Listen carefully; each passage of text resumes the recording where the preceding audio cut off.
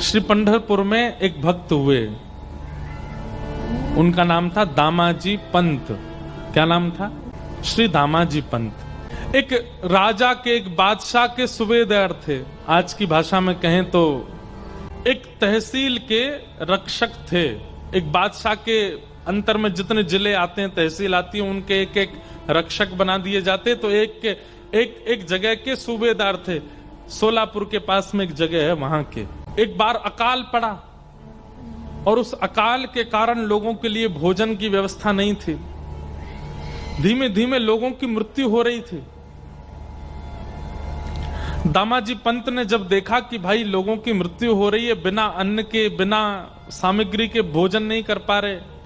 आए दिन दामाजी जैसे ही अपने घर से निकलते थे तो 2-4 शव यात्राएं जा रही होती थी और कोई पूछता था, भैया इनके प्राण कैसे चले गए? बोले भुखमरी के कारण प्राण चले गए। अकाल पड़ा है, खाने को अन्न नहीं है, बादशाह राजा सब अपने भंडार भर रहे हैं, जनता पर, प्रजा पर कोई कृपा कर नहीं रहा है, लोग मर रहे हैं। दामाजी क्या करते थे? अपने घर आते और घर की कुछ सामग्रियां बेच देते, कुछ अन्न इकट्ठा करके और फिर लोगों में बांटते। अपनी पत्नी के आभूषण बेच देते, फिर लोगों में बांट देते। धीरे धीरे करके उन्होंने अपने जितना उनका जीवन की जमा पूंजी थी सब खर्च कर दी। और सब करके करते क्या थे? अन्न खरीदते, अन्न लाते और लोगों में, गांव में बांट देते। जितना उनसे हो पा रहा था लोगों की सेवा में दे रहे थे। लेकिन एक समय ऐसा आया, श्री दामाजी पंत के पास में अब बेचने के लिए कुछ भी नहीं था। तो दामाजी पंत एक दिन रात भर सोचने लगे, क्या करूं मैं? कैसे इन जीवों का कल्याण करूं? कैसे इन लोगों को मरने से बचाऊं? क्योंकि वे एक सूबेदार थे, एक तहसील पूरी, एक जिला पूरा उनके अंदर में ही आता था। तो बादशाह का अन्न कोष, उसकी चाबी उन्हीं के पास ही रहती थी। दामाजी पंत ने अपनी पत्नी को रात में बुलाया और कहा, देवी मेरे मन में एक योजना तो है लोगों के घरों में अन्न पहुंचाने की, लोगों की मृत्यु को टालने की, लोगों को जीवन देने की, पर इस योजना से मेरे प्राण चले जाएंगे। पत्नी घबरा गई, बोले आप कैसी बात कर रहे हैं? ऐसा कुछ भी नहीं करना जिससे आपके प्राण जाएं। मैं कहां जाऊंगी फिर? दामाजी कहने लगे, देवी मेरे एक के प्राण जाएंगे पर लाखों के प्राण बच जाएंगे। और ऐसा भी हो सकता है कि मेरे तो प्राण जाएं, साथ में तुम्हारे भी प्राण ले लिए जाएं। पत्नी बोली, ऐसा क्या विचार कर रहे हैं आप?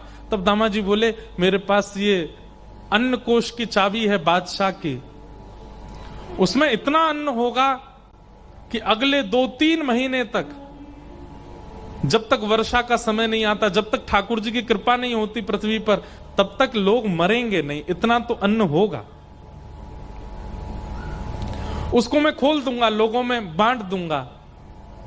और फिर जब बादशाह को पता चलेगा, वो मुझे सूली पर चढ़ाएंगे और हो सकता है कि मेरे साथ साथ तुम्हें भी चढ़ा। लेकिन मेरे मन में आता है कि अगर मेरे प्राण चले जाएं, लाखों के बच जाएं, तो ये सेवा मैं कर सकता हूं। अब इस बात को सोचिएगा, ऐसी विचारधारा रखने वाला व्यक्ति वो कपटी नहीं हो सकता, उसके चित्त में छल नहीं हो सकता, उसके चित्त में चतुराई नहीं हो सकती। ऐसी बुद्धि वही कर सकता है जिसका चित्त बहुत सरल और निर्मल हो। हम लोग ऐसी विचारधारा वाले नहीं।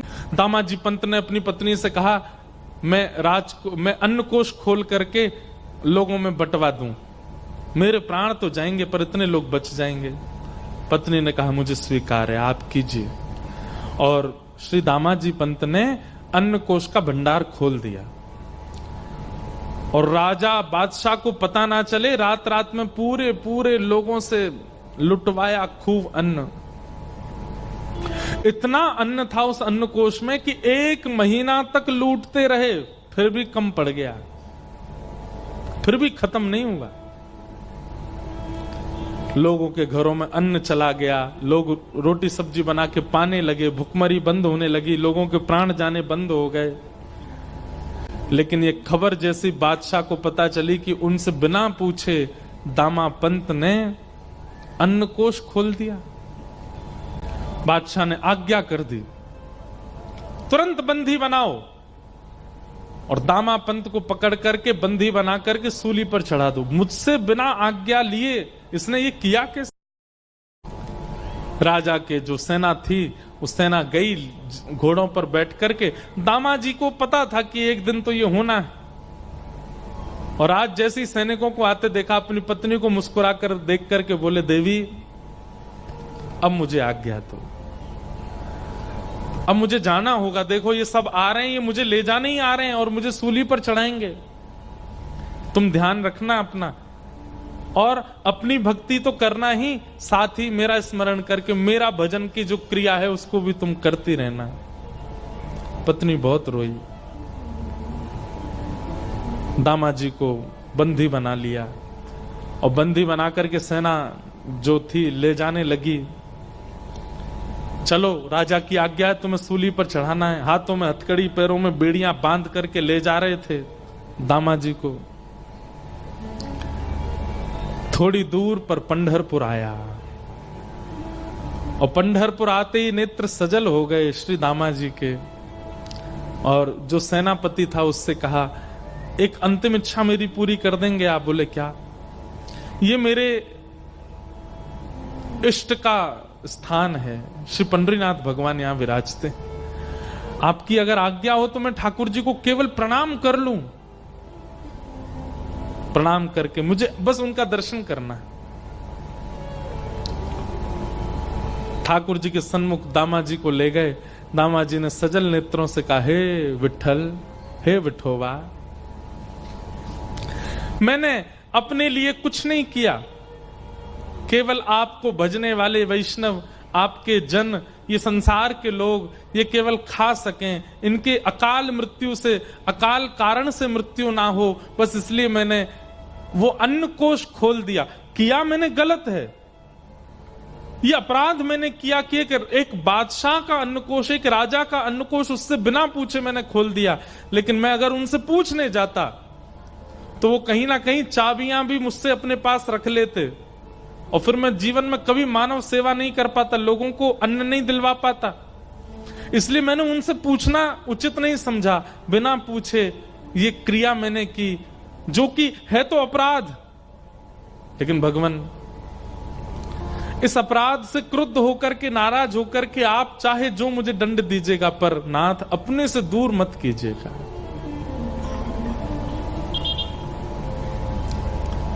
पंडरीनाथ भगवान से प्रार्थना कर रहे हैं, नेत्र सजल हैं। प्रबल प्रेम के पाले पड़कर हरि को नियम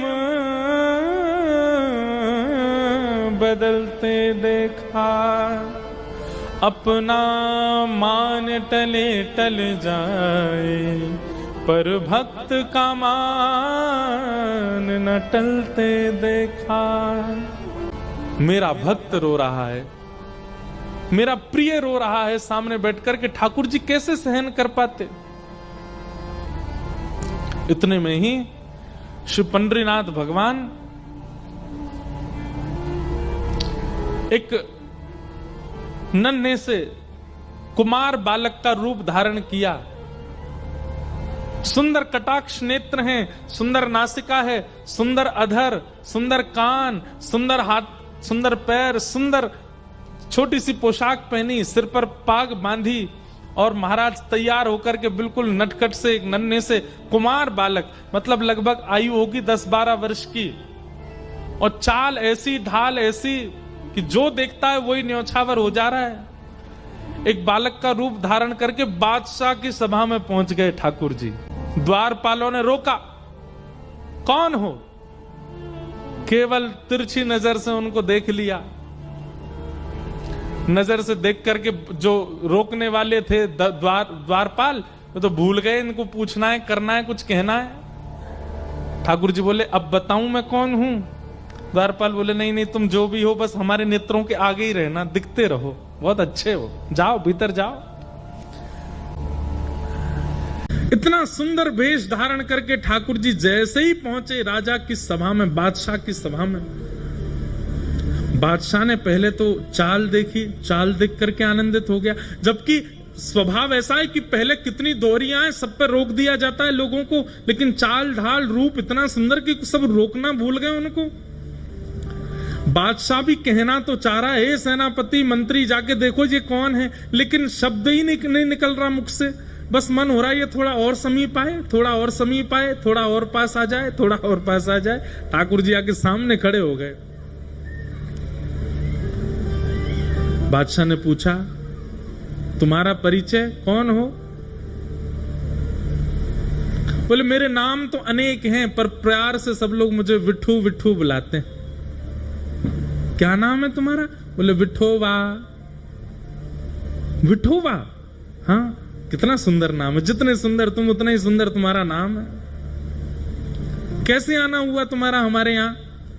बोले, अरे मेरे स्वामी हैं, मैं जिनका दास हूं, मैं जिनका सेवक हूं, ऐसे मेरे स्वामी, मेरे महाराज, मेरे सर्वस्व। कौन? आपके सूबेदार श्री दामाजी पंत, वो मेरे स्वामी हैं। मैं उनके यहां नौकरी करता हूं, मैं उनका सेवक हूं। उनका बहुत सारा धन मेरे पास पड़ा था, मैंने बहुत बार उनसे कहा कि आप आके ले लीजिए, लेकिन वो इतने व्यस्त थे कि वो नहीं आ पाए। इतने उदार, अपना सारा धन मेरे पास छोड़ दिया। पर आज मुझे पता चला कि उनके धन, आपकी किसी सामग्री का उन्होंने प्रयोग किया जिसका धन वो चुका नहीं पाए, आप उनको सूली पे चढ़ा रहे हो। तो मैंने सोचा कि उनका जो बकाया धन है, जो मुझ पर है, वो मैं आपको दे देता हूं, ताकि उनकी मृत्यु टल जाए। बादशाह बोला, बातें तो तुम बहुत अच्छी कर रहे हो, तुम्हारा स्वर भी बहुत मीठा है, देखने में भी बहुत सुंदर हो, लेकिन भैया तुम्हारे जो स्वामी हैं उन्होंने इतना अन्न लिया है कि उसको दामाजी पंत क्या, किसी देश का कोई बहुत बड़ा सेठ भी चाहे तो नहीं भरपाई कर पाएगा। इतना अन्न प्रयोग में लिया उन्होंने, कहां से दोगे इतना धन? बोले, आप ले लीजिए, कम पड़े तो बताइएगा। कहां है, लेके आए हो? कोई बैलगाड़ियों में लाए हो? किसने? बोले, नहीं, ये रखी पोटली। बादशाह जोर से ऐसा बोले, इस पोटली में लाए हो? बोले, हाँ। चलो निकालो, कितना है हम भी देखें। सब लोग हंसने लगे। ठाकुर जी ने पोटली खोली और जैसे ही उल्टी करी, निकलता ही गया, निकलता ही गया, निकलते ही गया, निकलते ही गया। सोने का एक मानो जैसे मेरू पर्वत जैसा खड़ा हो गया राजा के सामने। बादशाह तो आज पहले तो रूप पे मोहित हो गया, फिर वाणी पर मोहित हो गया, चाल ढाल पर मोहित हो गया, फिर ये चमत्कार देख करके वो तो बिल्कुल मानो जैसे न्योछावरी हो गया। भैया बस बस बस बस बस करो, ये तो अन्न क्षेत्र में इतना अन्न नहीं था जितना तुम धन दे रहे हो, ये तो उससे बहुत ज्यादा दे रहे हो। और ये कैसा तुम्हारे पास ये चमत्कारी तुम्हारा ये झोला है छोटा सा, इसको उल्टा कर दे, इतना निकल रहा है। ये मेरे स्वामी श्री दामाजी पंत ने मुझको दिया है, आपसे प्रार्थना है मेरे स्वामी को मुक्त कर दीजिए।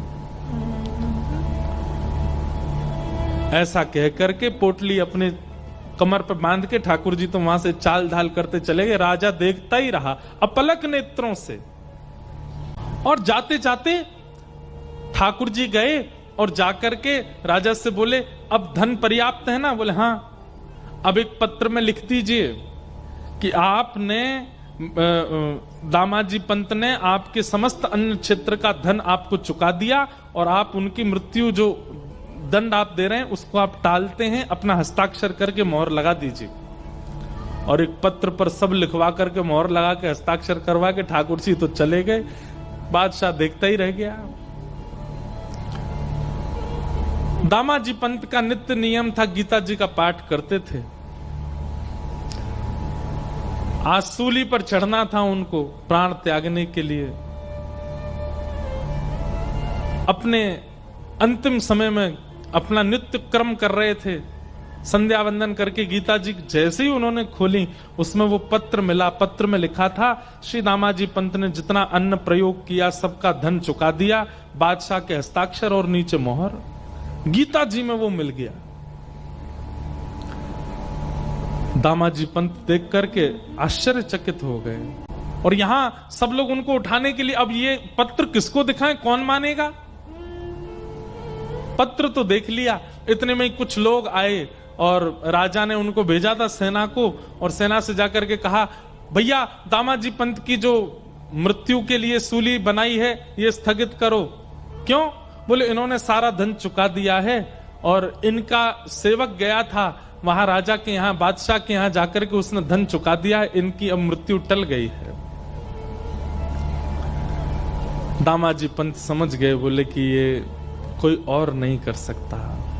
इतना धन कौन देगा अन्न के लिए? आज के युग में कोई और देश का बादशाह भी चाहे तो इतना धन नहीं दे सकता। ये तो मेरे श्री पंडरीनाथ की कृपा है। मृत्यु टल गई, आप दौड़े पंडरीनाथ भगवान का दर्शन करने के लिए। यहां पीछे बादशाह, वो जब से ठाकुर जी दिखे उसको बावड़ा हो गया था, उसको कुछ सुहाई नहीं रहा था। वो बोला वो तो मिल नहीं रहा जो आया था, कम से कम दामाजी के पास ले जाओ, वो अपने सेवक से मुझे मिलवा दें। बादशाह को लेकर के दामाजी पंत के पास गए। दामाजी पंत बैठे थे पंडरीनाथ भगवान के मंदिर के बाहर, और बादशाह ने जाकर के उनको पहले प्रणाम किया। दामाजी पंत बोले, अरे बादशाह आप इस प्रकार प्रणाम मत कीजिए, आप इसके हम इसके अधिकारी। बोले नहीं नहीं भैया, आप इसके अधिकारी हो, सब बातें बाद में होंगी, जो कहना सुनना सब बाद में होगा। तुम्हारा एक सेवक आया था जो सारा धन दे करके गया, उसका नाम विठोबा था। वो सेवक तुम्हारा कहां है? हम तुमसे जीवन में कभी कुछ नहीं मांगेंगे, और भैया तुमको सूबेदार नहीं, हम तुमको अपना मंत्री बना देंगे, बस अपना वो सेवक हमको दे दो। दामाजी पंत बोले, मेरा कोई सेवक नहीं है स्वामी, मैं सबका सेवक हूं, मेरा सेवक कौन है? अरे बोले वो सांवला सा था, उसकी चाल बड़ी मधुर थी, बोलता था तो ऐसा लगता था मानो मिश्री निकल रही है। बोलता वो था, मुंह में पानी हमारे आता था। ऐसा पहली बार देखा कि किसी की वाणी सुन के मुंह में पानी आता हो, किसी का दर्शन करके रोम रोम पुलकित होता हो, किसी को देख करके आंखें झपकना भूल जाती हूं। मुझे रात भर नींद नहीं आती है, मुझे वही वो दिखता है। मैं तुमसे हाथ जोड़ के प्रार्थना करता हूं, हम धन कोष तुमको दे देंगे, अन्न कोष तुमको दे देंगे, अपना वो सेवक हमको दे दो। बादशाह का हाथ पकड़ करके दामाजी पंत सिड्डियों पर लेकर के गए और कहा, नेत्र उठा करके देखो, कहीं ये तो नहीं थे? सामने श्री पंडरीनाथ भगवान खड़े थे। जैसे ही बादशाह ने दृष्टि उठा करके देखा तो बाकी सबको तो वो पंडरीनाथ जी के रूप में दिख रहे थे, पर बादशाह के आगे वो साक्षात जो विठोबा आया था वैसे ही प्रकट हो गए, और प्रकट होकर के वैसे ही नैन मटकाने लगे, वैसे ही मुस्काने लगे, वैसे ही अपने अंगों को हिलाने लगे। बादशाह देख करके उनका मुरीद हो गया, हृदय से लगा लिया। दामाजी पंत ने बोले, भाग्यशाली हो भैया तुमने कोई जप नहीं किया, तप नहीं किया, कोई पुण्य नहीं किया, तुमने साक्षात हमारे परमात्मा का दर्शन कर लिया। तुम्हारे यहाँ जो विठोबा आए थे यही है, यही पंडरीनाथ ही आए थे। दामाजी पंत ने तो सब छोड़ करके पंढरपुर वास कर लिया। उस बादशाह ने भी नियम बना लिया, हर महीने की एकादशी पर पंढरपुर जाना और श्री पंडरीनाथ जी का दर्शन करना, विठोबा विठोबा कहकर के रोना और नित्य प्रार्थना करना, एक बार वैसी चाल, वैसी ढाल, वैसा रूप दिखा दीजिए ठाकुर जी।